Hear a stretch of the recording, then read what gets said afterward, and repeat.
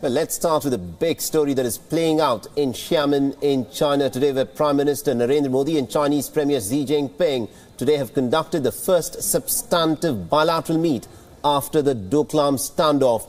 Now, the bilateral meeting between Prime Minister Modi and Chinese Premier Xi Jinping began at 10:30 a.m. in Xiamen and ended at 11:30 a.m. During the bilateral talks, Prime Minister Modi congratulated the Chinese Premier for the successful execution of the 9th BRICS Summit. He also stated that the 9th BRICS Summit has been very successful in making the meeting contextual in a speedy fashion. Now, speaking at the bilateral meet, Xi Jinping also said that a stable China-India relationship is in the interests of both the countries. Now, Xi further said that India and China are each other's major neighbors and two of the world's largest and emerging countries. He also added that India and China was prepared to work with India to seek guidance from the 5 principles of Panchashil. This is a very significant thing which President Xi Jinping has said. And also delegation-level talks were held amidst efforts by India and China to leave the bitterness that was caused by the 73-day Doklam standoff. And also, according to sources, India and China delegations had discussed ways to create confidence-building measures. Many outstanding issues, including the border demarcation, trade deficit, were also discussed in the meeting.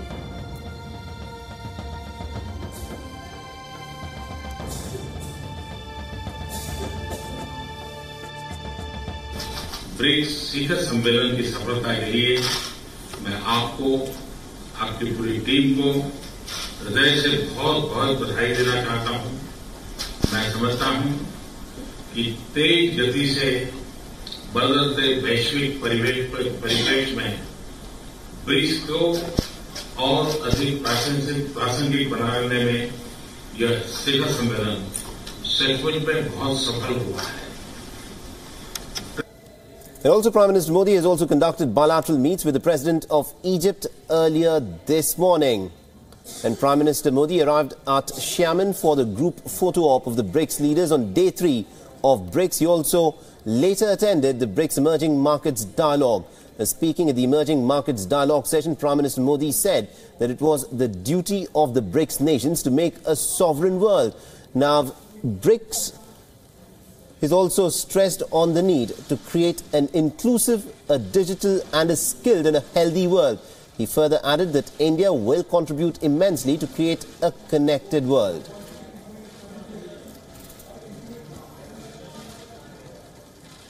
Right, and I'm also told that the Ministry of External Affairs is about to give us a press briefing on the bilateral meet. Let's listen in to what is to be said there.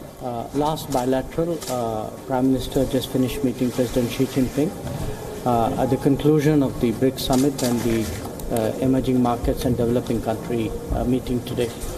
The meeting between President Xi and Prime Minister lasted, I think, a little more than an hour. Little more than an hour. The first part of the meeting was largely focused on BRICS-related issues, which was quite understandable. China had been very supportive of India when we were doing the BRICS Summit, and we also were reciprocated in full measure. So there was that sense of mutual support in terms of the BRICS. During this period, in the preparations for the BRICS, actually, we had 7 ministers from India come to China in that connection. Some of it was appreciation for PM's vision of the BRICS, spoken of a golden decades for the BRICS and how the BRICS can really be raised to the next level. So there was a lot of discussion on that. Then the discussions moved to bilateral relations. And I would characterize the approach of the two sides as a forward-looking approach. Discussions themselves are very constructive about where the relationship should be going and will be going. Now, there was, I think, a reminder that at Astana in early June, we had both agreed that we would not let differences become disputes. and that at a time when the world was changing, we would make sure that India-China relations were a factor of stability. So I think in many ways that was reaffirmed.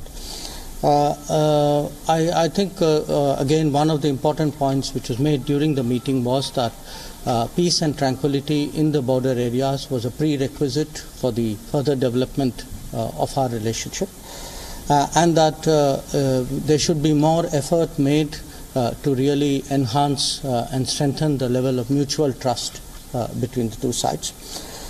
There would be, it is natural that between neighbors and large powers that there would be areas of difference.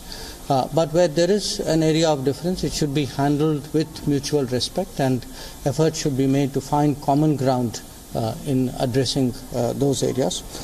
And specifically with regard to defense, that the personnel involved with defense and security must maintain strong contacts and cooperation and ensure that the sort of situations which happened recently do not recur.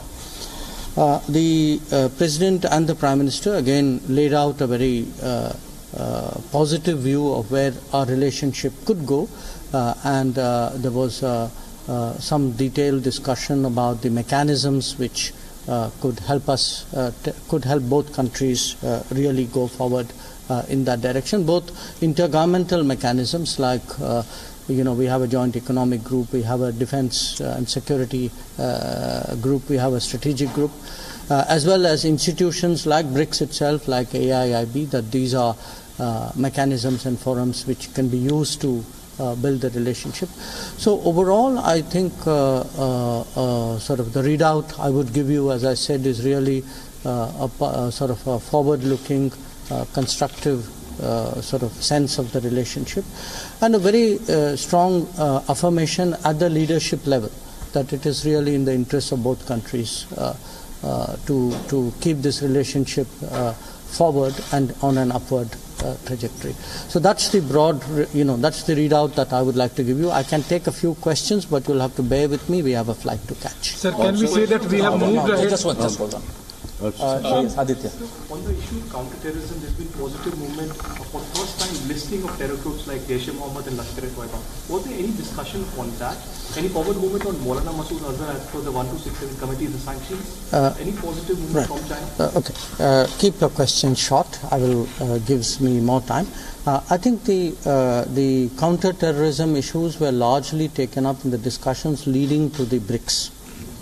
They were not addressed in today's meeting. And the broad sense of those discussions really was that, most countries feel very similarly about the challenges posed by terrorism. So this was not just an India position. It was a common position, and many other countries had actually equally strong views on this. So the listing that you see and the statements and commitments which are there in the BRICS statement, these are common commitments of all BRICS members. In terms of terrorism, sir, in the bilateral context, was terrorism raised, was the issue and concerns regarding terrorism emanating from Pakistan raised at all between... In today's bilateral between Prime Minister and President Xi, this specific issue did not come up. Foreign Secretary, you mentioned that both principals, in light of recent events, said the need for border personnel to be in greater touch, defense personnel to be in greater touch. Could you elaborate a little bit more? Well, I think what I would like to do really is to give you a sense of the direction, the nature of discussions and the direction of ties. I don't think it would be right for me to characterize specific positions, but I would say, there was on both sides there was a sense that, more efforts need to be made to ensure that these kinds of situations don't recur. Okay. Sir, can we say that we have moved ahead from Doklam without mentioning the D word? I repeat to you that it was a forward-looking meeting. I think there was a sense that if the relationship is to go forward, then peace and tranquility on the border area should be maintained. Thank you very much. Can we say with this meeting? We have a flight. Can we say just one last question? Can we say with this meeting? Talk about the so-called illegal trespass of the Indian soldiers in Doklam. Did he raise that? Again, I repeat to you, both of us know what happened. Okay, so this was not a backwards-looking conversation. This was a forward-looking conversation. The sense of it was, how do we take the relationship forward? How do we ensure that there is peace and tranquility on the border areas to ensure that the relationship stays forward? How do we ensure that mutual contacts and mutual trust is strengthened so that peace and tranquility on the border areas? So that was the direction in which the conversation was going. Thank you very much. Thank you very much, sir. Was Foreign Secretary S. Jaishankar there briefing the media after the bilateral meeting between Prime Minister Narendra Modi and President Xi Jinping just ended in Xiamen. In many ways, this has been a historic BRICS summit. In many ways, this has also been a break away from the past, and new ground has, of course, been covered in this particular BRICS summit, which has been a resounding success, at least from the Indian perspective. And to discuss more on this and as to what it actually means, what does the Xiamen Declaration mean, and what do these visuals mean of Prime Minister Modi with President Xi Jinping standing shoulder to shoulder at the BRICS summit. We are joined by Mr. Arun Singh, who is the former ambassador to the United States. Sir, thank you very much for joining us. Now, we just heard what S. Jaishankar had to say. He said, look, this was a forward-looking meeting. Yes, there may have been points of differences. Yes, the Doklam issue did take place. But the point is, this is a meet where probably, India and China would look at more common points that we can be looking forward.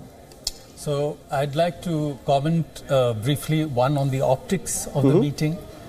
Second, what was projected publicly in terms of the discussions that took place, the visuals that were available. And third, in terms of the briefing that the Foreign Secretary did. And in terms of the optics, you could see that both leaders were clear and conscious that the media and the world was watching as to how they're going to interact with each other. And as some have commented, of course, there were no hugs, but there were very warm handshakes. That was an interesting point that you make. I mean, there is no bear hug for which Prime Minister Modi is very famous for, but there was a warm handshake nonetheless. A warm, extended, repeated. And I think there was a clear signaling that the two leaders are making an effort to move ahead. Second, when you look at the portion that was shown alive, it is not very usual for the publicly showing of certain portions of the main meeting. Whenever it's done deliberately. Whenever it is done deliberately. Let me ask you this. I mean, you've been a former diplomat yourself and you've been part of these kinds of meetings. So what goes on behind the scenes? I mean, there is a lot of work that's been done behind the scenes which probably we are not aware of. But the fact is, from Doklam to here, I mean, this is tremendous ground that we have covered. Sure. So behind the scenes, of course, a lot of intense discussions take place, reflecting some of the disagreements. But as I was saying, in the public meeting, the signaling was that both leaders are making an effort to move on from where we were at Doklam. And the President Xi spoke about stable India-China relations being good for both countries. Right. He spoke about both countries being each other's major neighbors. Absolutely. And both being largest emerging countries in the world. So he is signaling that in this meeting he is looking at the two countries as being equal. And that's an important signal because the Chinese usually look at issues and countries in terms of hierarchy. Right. They see themselves playing as a pivotal role in the world. Therefore, use of this language is a clear signal that he wants to move on from where the relationship was. Now, in terms of the... Now, in that case, this point that you're making, that probably the Chinese are looking at India from a different prism, because earlier it was always India which wanted to hyphenate itself with China, and China would look at us with almost a sort of a disdain, saying that, look, you're just a regional power and not an emerging world power as you'd like to project yourself. This was the Chinese position. But now, do you think China has made a reassessment of their earlier judgment? So I would say one should not overinterpret. And one should not say, think that this is what it is going to be in the months and years to come. But at this point But many would say that this is indeed a defining moment. This could be a turning point in the relationship between India and China, which earlier, let's look at the events leading up to it. India has not had an issue with China. We had the Doklam standoff.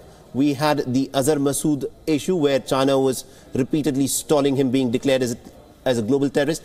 China did not want India to become a part of the NSG. So this is the background in the context in which this meet took. And what we are now seeing is a possibility of greater cooperation between the two nations. So we have reached such phases in the past also. So I don't think we should see it as a decisive turning point for always. But it's an important turning point after the Doklam face-off. And I think, therefore, there is a signaling that the two countries and the Chinese want to move beyond what happened in the past couple of months. And then in terms of the words and comments that the Foreign Secretary used, I think they're very, very important. He spoke about a forward-looking and constructive meeting.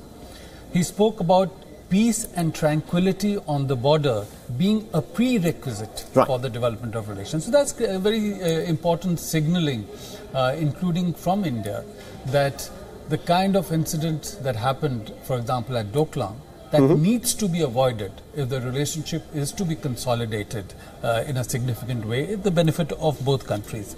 And that we need to strengthen mutual trust, that if there are any differences, they should be resolved with mutual respect. And therefore, you have to understand our point of view also and find a common ground. The defense forces should look at having more contact and avoid a Doklam-like situation. And that we use the mechanisms that are there and strengthen mechanisms for better interaction among us. So I think what it all adds up to is that both countries signaling that they want to move beyond here, use the mechanisms that are there and try and bring more stability to the relationship. One point I found very interesting in terms of what the Foreign Secretary said was that in the bilateral context, in the bilateral meeting, the subject of terrorism was not raised. And it was raised more in the framework of BRICS. And I think it's a significant, I would say, strategic choice in a sense of how you deal with a particular issue. Because if you raise it with the Chinese in a bilateral meeting, that means you're asking them to try and get in behind you. And then there are always issues of give and take. There's a question of expectation, whether they would really change their position given how they are behind Pakistan. But at the same time, he said that this was done in the framework of the BRICS. And therefore, the signal to the Chinese is that, look, on terrorism, there are certain global norms. And the global framework and norms are moving in a certain direction. And you have to be mindful of that. So it is not a give from China to India. It is something that China has to accept and accommodate in the framework of the international trends that are happening. So I would see it in that framework. Very interesting points that you've made. Meanwhile, I'm also told that we're also joined in by our international affairs editor, Padma Rao, who's joining us. Padma, this is a press briefing that we saw from the MEA, which a lot of people were, of course, looking out for. And considering what was said by President Xi Jinping, where he said, that China is willing to take lessons from Panchsheel going forward. How do you read this? Have we seen China this conciliatory any time in the past? Well, I read recently a comment by the only surviving member of the Tibet trade talks between India and China in 1953, and he makes an interesting and little-known revelation. Generally, it is Jawaharlal Nehru who is associated with the Panchsheel since the treaty was signed a year later, that is in 1954. And also because of the name, people think it originated in Sanskrit in India. But apparently the credit, this writer says, must go to Zhou Enlai, who at those Tibet trade talks a year earlier in 53, he had talked about these 5 principles as being, so to speak, the basis of China's relations with other countries. And later, this idea traveled to Delhi. Nehru put them into the treaty. And since, they signed the treaty a year later till today, it remains associated, the Panchsheel Treaty, with Jawaharlal Nehru. Rather, it was really, in the... the origin lies with Zhou Enlai. So this is about the Panchsheel Treaty. So it's interesting. So I'm not surprised that the Chinese brought up the Panchsheel Treaty. And maybe, the time has come for both the countries to take a totally new look at the Panchsheel. The principles are, after all, quite solid and, very noble. So there's nothing wrong in that. There's also been an association with, the defeat in the China wars and the Panchsheel Treaty in a very unfortunate fashion. So hopefully, looking forward, that relationship will change. Absolutely, indeed, Padma. Yes, Ambassador, you wanted to comment? Okay, so in this case, I just want to ask you, a lot of it may be as to how the translators would put it, but China has said something interesting. They've said that we are willing to take lessons from the Panchashil. Now, Panchashil, of course, has mutual respect for each other's territorial sovereignty and integrity, mutual respect and mutual non-interference in each other's affairs. Now, this is effectively what Panchashil is all about. My question again was, have we seen China this conciliatory any time in the past? But they have reiterated consistently that they support Panchshil. So again, and it was they support Panchshil, but then again they had also violated Panchshil in 1962. And therefore, in India, the whole question rose that what was really the strength and validity of Panchshil if the Chinese did what they did in 1962. So I think again here. Is basically a signal that they want to reiterate the principles involved in Panchshil and keep that as a framework. But again, that doesn't mean that they have decisively changed how they are going to deal with various issues. And one has to continue with the effort to engage, to build confidence, enhance interactions and trust, while maintaining our interests and position, and that process must continue. And also, what was very interesting was they did not speak anything about terrorism in the bilateral meet, but this was a part of discussions leading up to the BRICS summit itself. My question to you is, we saw Ajit Doval, who was in Beijing, he held talks. Do we also expect talks at the NSA level to again take place between India and China? I'm sure they'll take place at some stage because they will do it because that's also the framework within which they discuss the boundary question. So whenever the two sides feel appropriate, they will certainly schedule that. Absolutely, that's an interesting point. But also, Padma, if I could just bring you in here on this, it was a very short press briefing. They said they had a flight to catch. What we are now looking is a new paradigm of India-China relationship. How do you see this going forward? We've seen China virtually conceding to the position that India has always been reiterating. It's been a big diplomatic coup, as have a lot of experts have read. But how do you see this going forward? Will we see China perhaps, agreeing to issues such as Masood Azhar being declared a global terrorist? What's likely to happen on that front? I completely agree with what Arun Singh said just a little while ago about the naming of the terrorist groups in the BRICS declaration as opposed to being brought up in bilateral talks. Certainly, but I would like to add something to that. I read a little more into it. If you listen to the tone of Foreign Secretary Jaishankar, what it implied to me was that the reason why, I disagree with Foreign Secretary Jaishankar. I think Lashkar-e-Taiba and Jaish-e-Mohammed were mentioned in that declaration specifically for India's sake. Because, think about it, whom else do these two groups particularly target? Their chief target is India. So if they were in there, it was certainly a huge diplomatic step forward for India. And the fact that they were mentioned. Having said that, I also think that the reason why the Foreign Secretary didn't make too much of it, and also the declaration, why it was couched in the BRICS declaration, is so that China's allies, specifically Pakistan, would also not be able to take offense and get Pakistan's back up.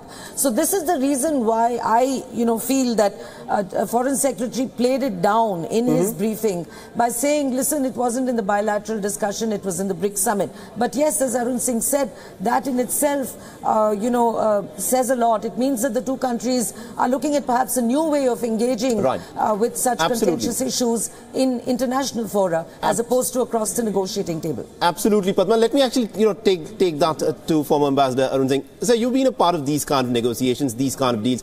I want to know, when Foreign Secretary S. Jaishankar said that, look, we did not bring it up, this is a common problem which every nation recognized, and hence terror was said. But what we know from our past experience, in the past BRICS declarations that we've seen, China has always wanted a vague and a vacuous language when it denounces terror which emanates from Pakistan. This time it was categorical. It may be a common concern, it may be a common statement, but the point is China is a party to it, and this will rub into Pakistan. How do you see this? So, this kind of language was, of course, not there at the Goa BRICS Summit, but it was there at the Heart of Asia Conference, which was there in December last year in Amritsar. and China and Russia and Pakistan were parties to that language. So with their having agreed to these words at that conference, it would have been sort of possible for our negotiators to point out that they cannot step back from that. And I think that enabled, aside from any other give and take in the negotiations, to introduce this language in the BRICS framework. So one can say that although this language has been used in the past, but it has also now been brought in the BRICS context, and that's an important assertion. And so I think we should look at it that it's a forward movement, and in all these things, especially in the international context, you have to build it step at a time, or as they would say, brick by brick. Brick by brick. That essentially is the essence of this meeting. It's been a resounding success if you're looking at it from the Indian perspective. But then again, a lot of experts will say, take it with a bit of pinch of salt, because India virtually has carried out what may be described as a diplomatic coup. The Chinese dragon, for the time being, sounds very conciliatory, but what remains forward is what needs to be seen. Thanks for watching.